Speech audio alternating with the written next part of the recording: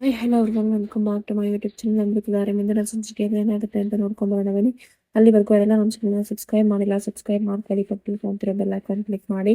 ಈ ಕಡೆ ಶುರುವಿನಲ್ಲಿ ಭೂಮಿಕಾ ಅವ್ರಿಗೆ ತುಂಬಾನೇ ಯೋಚನೆ ಶುರುವಾಗಿರುತ್ತೆ. ಯಾಕೆ ಆಕಾಶ್ ಇಷ್ಟೊಂದು ಚೇಂಜ್ ಆಗ್ತಿದ್ದಾನೆ, ದಿನದಿಂದ ದಿನ ನನ್ನಿಂದ ದೂರ ಆಗ್ತಿದ್ದಾನೆ, ನನ್ನ ಮೇಲೆ ಪ್ರೀತಿನೇ ಇಲ್ವಾ ಅವನ್ಗೆ, ಪದೇ ಪದೇ ಗೌತಮ್ ಅವ್ರ ಹತ್ರನೇ ಹೋಗ್ತಿದ್ದಾನಲ್ಲ, ಅವ್ರ ಜೊತೆನೆ ಊಟ ಮಾಡ್ತಾನೆ, ಅವ್ರ ಜೊತೆನೆ ಕಾರಲ್ಲಿ ಕುತ್ಕೊಂತಾನೆ, ಏನೋ ಬದಲಾವಣೆ ಆಗಿದೆ. ಆಗ ಬನ್ನಿ ಅಕ್ಕ ಅವ್ರೆ, ಏನ್ರ ಬಗ್ಗೆ ಯೋಚನೆ ಮಾಡ್ತಿದ್ದೀರಾ? ಆಕಾಶ್ ಬಗ್ಗೆನಾ? ಅಯ್ಯೋ ಅದ್ರಲ್ಲೇನಿದೆ ಬಿಡಿ, ಅವ್ನ್ಗೆ ಅಪ್ಪ ಅಂತ ಅವರು ಗೊತ್ತಾಗಿರ್ಬೇಕು ನಿಜ. ಅದಕ್ಕೆ ಅವನು ಅಷ್ಟು ತುಂಬಾನೇ ಕ್ಲೋಸ್ ಆಗಿದ್ದಾನೆ. ಇನ್ನು ತುಂಬಾನೇ ಒಳ್ಳೇದಾಯ್ತು ಅಲ್ವಾ? ನೀವು 3 ಜನ ಒಟ್ಟಿಗೆ ಇರೋದು ನನಗೆ ತುಂಬಾನೇ ಖುಷಿ ಆಗುತ್ತೆ. ಆಕಾಶಿಂದನಾದ್ರೂ ನೀವೆಲ್ಲ ಒಂದಾಗ್ತೀರಾ ಅಂದ್ರೆ ನಂಗೆ ತುಂಬಾನೇ ಖುಷಿ ಆಗುತ್ತೆ. ಯಾರಿಂದ ಯಾರು ಒಂದಾಗ್ತಾರೆ? ಆ ದೇವ್ರು ಮಾಡಿರೋ ಸೃಷ್ಟಿ, ಇದೆಲ್ಲ ದೇವರ ನಿರ್ಣಯ ಅಂತಾನೆ ಹೇಳ್ತಾರೆ. ಆಗ ಭೂಮಿಕಾ, ಅಲ್ಲ ನಾನು ನಿನ್ಗೆ ಏನ್ ಹೇಳ್ದೆ, ನೀನೇನ್ ಹೇಳ್ತಿದ್ಯಾ ಅಂತ ಕೇಳ್ತಾರೆ. ಆಗ ಮಂದಿ ಅಕ್ಕ ಅವರೇ, ಯಾವದೆಲ್ಲ ಒಳ್ಳೇದಕ್ಕೇನೆ, ಏನ್ ಯೋಚನೆ ಮಾಡ್ಬೇಡಿ ಬನ್ನಿ ಅಂತ ಹೇಳ್ತಾರೆ. ಆದ್ರೂ ಭೂಮಿಕಾಗೆ ತುಂಬಾನೇ ಅನುಮಾನ ಬರ್ತಾ ಇರುತ್ತೆ. ಈ ಕಡೆ ದಿಯಾ ಜಯದೇವ್ಗೆ, ಜಯ್ ನೀನ್ ಮಾಡಿದ್ರು ಪರವಾಗಿಲ್ಲ, ನಾನ್ ನಿಂಗೆ ಸಹಾಯ ಮಾಡ್ತೀನಿ. ಆ ಆ ಮಲ್ಲಿನೇ ಬಂದು ಆಸ್ತಿ ಪತ್ರಕ್ಕೆ ಸಹಿ ಮಾಡ್ಬೇಕು, ಆ ರೀತಿ ನಾನ್ ಮಾಡ್ತೀನಿ. ಆಗ ಅದನ್ನ ಕೇಳಿಸ್ಕೊಂಡ ಜಯದೇವ್ಗೆ, ಏನು ನೀನ್ ಈ ತರ ಹೇಳ್ತಿದ್ಯಾ, ಲಿಬಿನ್ ನೀನ್ ಹೇಳ್ತಿದ್ಯಾ ಅಂತ ಕೇಳ್ತಾರೆ. ನಂಗೆ ನಂಬೋದಕ್ಕೆ ಆಗ್ತಿಲ್ಲ ಅಂತ ಹೇಳ್ತಾರೆ.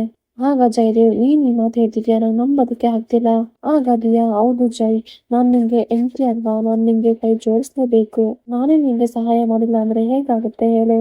ಹಾಗಾಗಿ ನಾನು ನಿಂಗೆ ಕೈ ಜೋಡಿಸ್ತೀನಿ, ಹೇಗಾದ್ರೂ ಮಾಡಿ ಆ ಮಂದಿನ ಆಸ್ತಿಪತ್ರಕ್ಕೆ ಸಹಿ ಮಾಡ್ಬೇಕು. ಆಗ ಜಯದೇವ್ಗೆ ತುಂಬಾನೇ ಖುಷಿ ಆಗುತ್ತೆ. ಸರಿ ಬೇಬಿ, ಇಲ್ಲಿಂದ ನಾನು ಹೊರಡ್ತೀನಿ ಅಂತ ಹೋಗ್ತಾರೆ.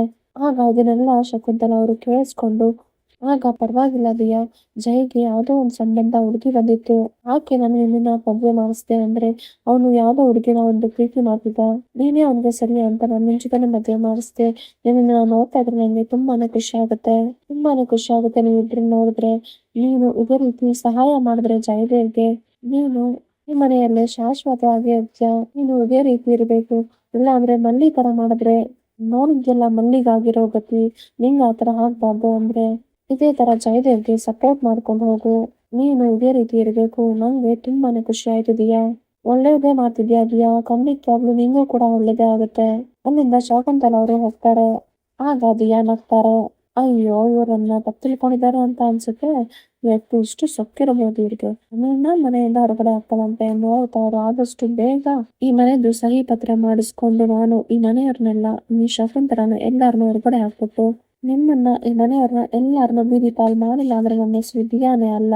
ಆ ದಿಯಾ ಮನ್ಸಲ್ಲೇ ಅನ್ಕೊಂಡು ನಗ್ತಾ ಇರ್ತಾರೆ. ಇವ್ರು ನನ್ನ ಮಲ್ಲಿ ಅಷ್ಟು ಒಳ್ಳೆಯವಳು ಅಂತ ಅನ್ಕೊಂಡಿದ್ದಾರೆ, ಮಲ್ಲಿಗಿಂತ ನಾನು ವಿಲ್ಲನ್, ನಾನು ಏನ್ ಮಾಡ್ತಿದ್ದೀನಿ ಅಂತ ಯಾರಿಗೂ ಕೂಡ ಅರಿವಿಲ್ಲ. ಆದ್ರೆ ಜಯದೇವ್ಗೆ ಪದೇ ಪದೇ ಇದೇ ರೀತಿ ಕುಡಿಸ್ತಾ ಇದ್ದೆ ಅವನ್ನ ನನ್ ಕಡೆ ವಾಲಿಸ್ಕೊಬೋದು.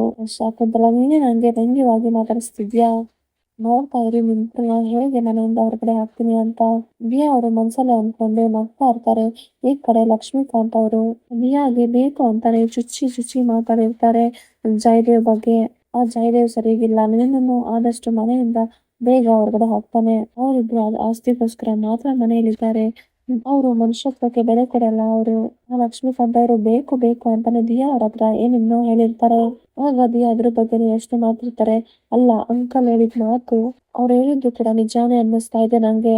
ಅದೇ ರೀತಿ ಮಲ್ಲಿನೂ ಕೂಡ ಅವರು ಮನೆಯಿಂದ ಹೊರಗಡೆ ಹಾಕಿದ್ದಾರೆ. ಆದ್ರೆ ಮಲ್ಲಿಗೆ ಕೋಟ್ಯಾಂತರ ರೂಪಾಯಿ ಆಸ್ತಿ ಅವ್ರ ಹೆಸರಲ್ಲಿದೆ, ಆದ್ರೆ ನನ್ನ ಹತ್ರ ಏನು ಇಲ್ಲ.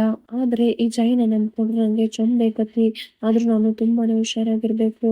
ಆ ದಿಯಾ ಮನ್ಸಲ್ಲೇ ಅನ್ಕೊಂಡು ನಗ್ತಾ ಇರ್ತಾರೆ. ಈ ಕಡೆ ಗೌತಮ್ ಅವರು ಮಿಂಚು ಹತ್ರ, ನಿನ್ನನ್ನ ನೋಡ್ತಾ ಇದ್ರೆ ನಂಗೆ ತುಂಬಾನೇ ಖುಷಿ ಆಗತ್ತೆ ಕಂದ. ಆಕಾಶ್ನ ಎಷ್ಟು ಚೆನ್ನಾಗಿ ನೋಡ್ಕೊತಿದ್ಯಾ ಅಂದ್ರೆ ನೀನು, ಅವನ್ನ ಸ್ವಂತ ತಮ್ಮನ್ ತರ ಮಾಡ್ಕೊಂತಿದ್ಯಾ ನೀನು.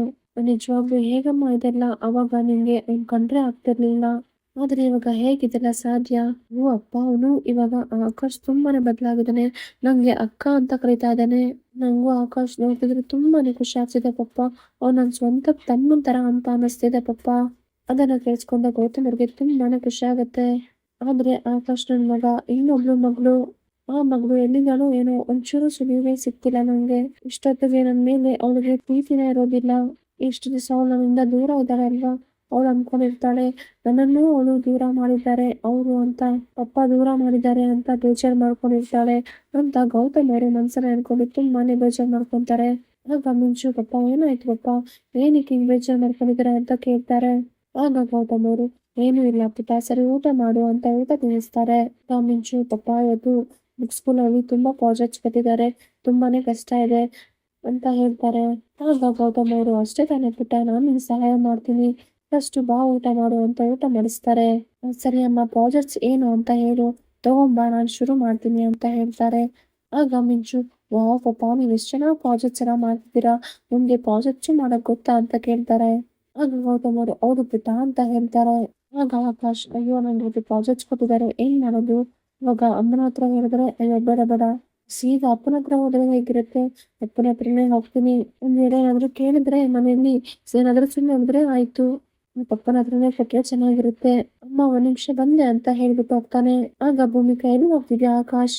ಆಗ ಆಕಾಶ್, ಅಮ್ಮ ಬಂದೆ ಅಮ್ಮ, ಒಂದ್ ನಿಮಿಷ ಮಿಂಚು ಹತ್ರ ಒಂದ್ ಸ್ವಲ್ಪ ಡೌಟ್ ಇದೆ, ಒಂದ್ ನಿಮಿಷ ಕೇಳ್ಕೊಂಡ್ ಬರ್ತೀನಿ ಡೌಟ್ನ ಅಂತ ಹೋಗ್ತಾನೆ. ಆಗ ಭೂಮಿಕಾ, ಏನಿದು ಇವನು ಯಾವಾಗ್ಲೂ ಅವ್ರ ಮನೆಗೆ ಓಡಿ ಓಡಿ ಹೋಗ್ತಾನಲ್ಲ, ನನ್ ಮೇಲೆ ಪ್ರೀತಿನೇ ಒಂದೇ ಕಡಿಮೆ ಆಗಿರೋ ತರ ಇದೆ, ಯೋಚನೆ ಮಾಡ್ತಾ ಇರ್ತಾರೆ. ಆಗ ಆಕಾಶ್ ಗೌತಮ್ ಅವ್ರ ಹತ್ರ ಓಡಿ ಬರ್ತಾನೆ. ಏನೋ ಆಕಾಶ್, ನೀನು ಕೂಡ ಇಲ್ಲೇ ಬಂದ್ಬಿಟ್ಟಿದ್ಯಾ ಅಂತ ಕೇಳ್ತಾರೆ ಗೌತಮ್ ಅವರು. ಆಗ ಆಕಾಶ್, ಅಯ್ಯೋ ಅದೇನೋ ನಂಗೆ ಪ್ರಾಜೆಕ್ಟ್ಸ್ ಕೊಟ್ಬಿಡ್ತಾರೆ, ನನಗೆ ಏನು ತಲೆಬುರಾನೇ ಅರ್ಥ ಆಗ್ತಿಲ್ಲ ಅಂತ ಆಕಾಶ್ ಹೇಳ್ತಾನೆ. ಅವನ್ನ ಕೇಳಿಸ್ಕೊಂಡ ಗೌತಮ್, ಅಲ್ಲ ಕಣೋ, ನಿಮ್ಮಮ್ಮ ಮಾಡ್ಕೊಡಲ್ವಾ ಅಂತ ಕೇಳ್ತಾರೆ. ಅಮ್ಮನ ಹತ್ರ ಅಮ್ಮ ಪ್ರಾಜೆಕ್ಟ್ಸ್ ಇದೆ ಮಾಡ್ಕೊಡ್ತೀಯ ಅಂತ ಕೇಳಿದ್ರೆ ಅವರು, ಹೋಗೋ ನೀವೇ ಮಾಡ್ಕೊ ಹೋಗೋ ಅಂತ ಹೇಳ್ತಾರೆ. ಆಗ ಗೌತಮ್ ಅವರು ನಗ್ತಾ ಇರ್ತಾರೆ. ಕೊಡು, ನಾನ್ ಮಾಡ್ಕೊಡ್ತೀನಿ ನಿನ್ ಪ್ರಾಜೆಕ್ಟ್ ನ, ಕಂಪ್ನಿ ತರ ಮಾಡ್ತಿರ್ತಾರೆ, ಅಷ್ಟೇ ತರ ನಾನ್ ನಿಂಗೆ ಸಹಾಯ ಮಾಡ್ತೀನಿ, ತಗೊಂಬಾ ಅಂತ ಅವನ್ಗೆ ಒಂದು ಕಂಪ್ನಿ ತರ ಒಂದು ಪ್ರಾಜೆಕ್ಟ್ ಮಾಡ್ಕೊಡ್ತಾರೆ. ಆಗ ಆಕಾಶ್, ಸರ್ ವಾವ್ ಎಷ್ಟು ಚೆನ್ನಾಗಿದೆ, ತುಂಬಾ ಚೆನ್ನಾಗಿದೆ ಇದು ಸರ್, ತುಂಬಾ ಚೆನ್ನಾಗಿ ಮಾಡ್ತಿದ್ದೀರಾ, ತುಂಬಾನೇ ಅದ್ಭುತವಾಗಿದೆ, ಫೋನಲ್ಲಿ ನೋಡ್ದೆ ಹೇಗ್ ಮಾಡ್ತಿದ್ದೀರಾ ಅಂಕಲ್ ಅಂತ ಕೇಳ್ತಾನೆ ಆಕಾಶ್. ಅದೆಲ್ಲ ಆಗಲ್ಲ ಕಣೋ, ಅದೆಲ್ಲ ಟೆಕ್ನಿಕ್ ಯೂಸ್ ಮಾಡ್ಬೇಕು. ಆಗ ಆಕಾಶ್, ಅಂಕಲ್ ಇಷ್ಟು ದೊಡ್ಡ ಕಂಪನಿ ಮಾಡ್ತಿದ್ದೀರಾ, ನಿಮ್ಗೆ ಅಶ್ವಾಗಲ್ವಾ ಅಂಕಲ್ ಅಂತ ಕೇಳ್ತಾನೆ. ಆಗ ಗೌತಮ್ ಅವರು, ನಿಂಗೆ ಅಶ್ವಾಗ್ತಿದ್ಯಾ, ಇರು ತಿಂಡಿ ಮಾಡ್ತೀನಿ ಅಂತ ಹೋಗ್ತಾರೆ. ಆಗ ಆಕಾಶ್, ಇರಿ ಅಂಕಲ್, ನಾನೇ ಸರ್ ಹೆಲ್ಪ್ ಮಾಡ್ತೀನಿ ಬನ್ನಿ. ಆಗ ಗೌತಮ್ ಅವರು ಆಕಾಶ್ನ ತಪ್ಕೊಂಡು ಮುತ್ತಿಕ್ತಾರೆ. ಅದನ್ನು ನೋಡಿದ ಮಿಂಚು ತುಂಬಾನೇ ಖುಷಿ ಪಡ್ತಾರೆ. ಫ್ರೆಂಡ್ಸ್, ಈ ವಿಡಿಯೋ ಇಷ್ಟ ಆದಲ್ಲಿ ಒಂದು ಲೈಕ್ ಮಾಡಿ, ಹಾಗೆ ಯಾರೆಲ್ಲ ನಮ್ಮ ಚಾನಲ್ನ ಸಬ್ಸ್ಕ್ರೈಬ್ ಮಾಡಿಲ್ಲ ಸಬ್ಸ್ಕ್ರೈಬ್ ಮಾಡ್ಕೊಳ್ಳಿ. ಆ ಪಕ್ಕದಲ್ಲಿ ಕಾಣ್ತಿರೋ ಬೆಲ್ ಐಕಾನ್ ಕ್ಲಿಕ್ ಮಾಡಿ.